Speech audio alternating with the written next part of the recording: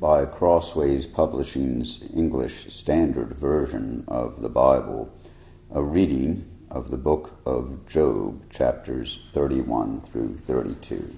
Job, chapters 31 through 32. I have made a covenant with my eyes. How then could I gaze at a virgin? What would be my portion from God above, and my heritage from the Almighty on high? Is not calamity for the unrighteous, and disaster for the workers of iniquity? Does not he see my ways, and number all my steps? If I have walked with falsehood, and my foot has hastened to deceit, let me be weighed in a just balance, and let God know my integrity. If my step has turned aside from the way, and my heart has gone after my eyes, and if any spot has stuck to my hands, then let me sow and another eat, and let what grows for me be rooted out. If my heart has been enticed toward a woman, and I have lain in wait at my neighbor's door, then let my wife grind for another, and let others bow down on her. For that would be a heinous crime. That would be an iniquity to be punished by the judges.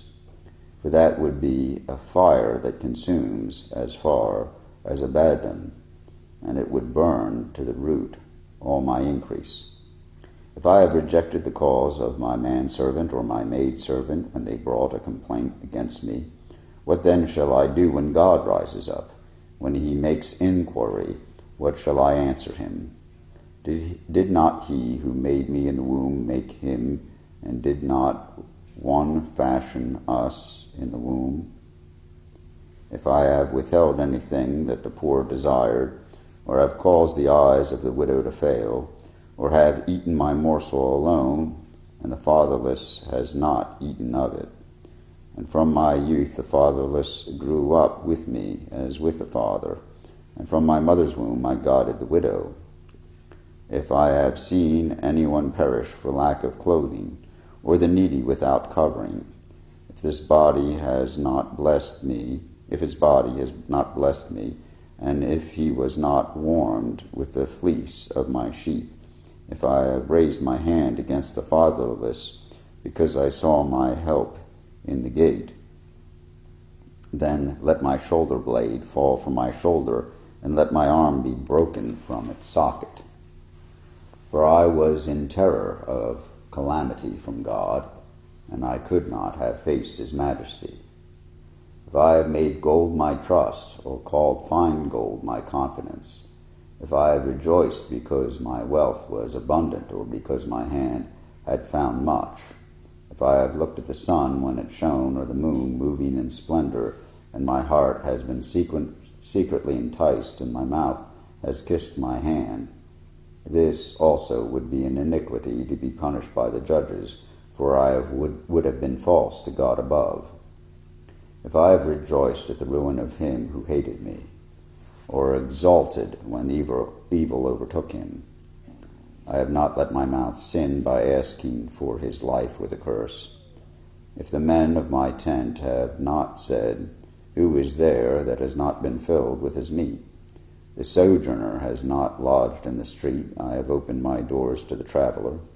If I have concealed my transgressions as others do by hiding my iniquity in my heart, because I stood in great fear of the multitude, and the contempt of families terrified me, so that I kept silence and did not go out of doors.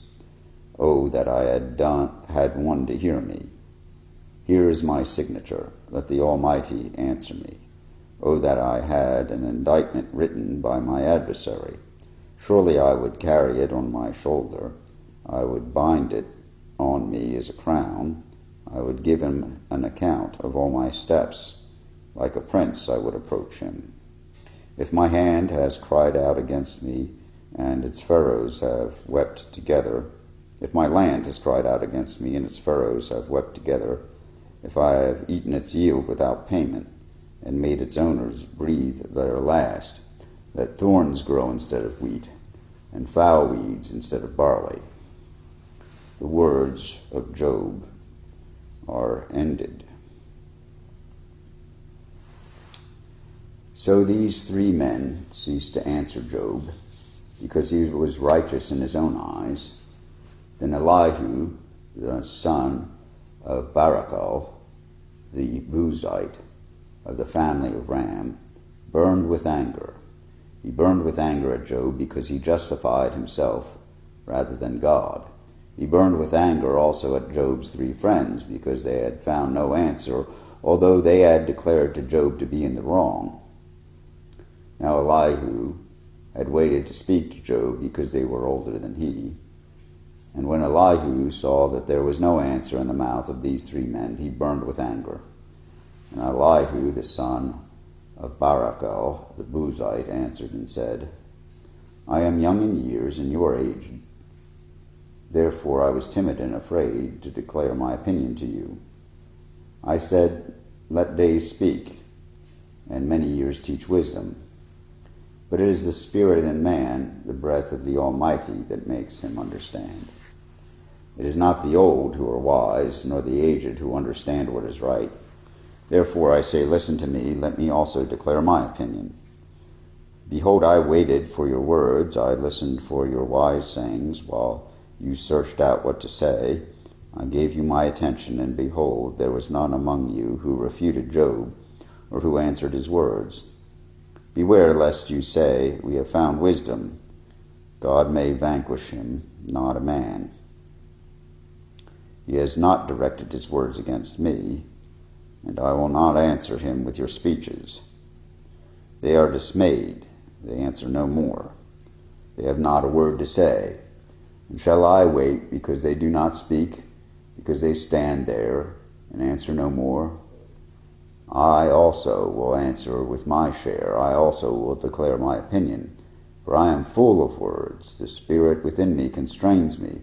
Behold, my belly is like wine that has no vent, like new wineskins ready to burst. I must speak that I may find relief. I must open my lips and answer. I will not show partiality to any man or use flattery toward any person, for I do not know how to flatter, else my Maker would soon take me away. Here ends the reading of Job, chapters 31 and 32 of the English Standard Version of the Bible by Crossways Publishing.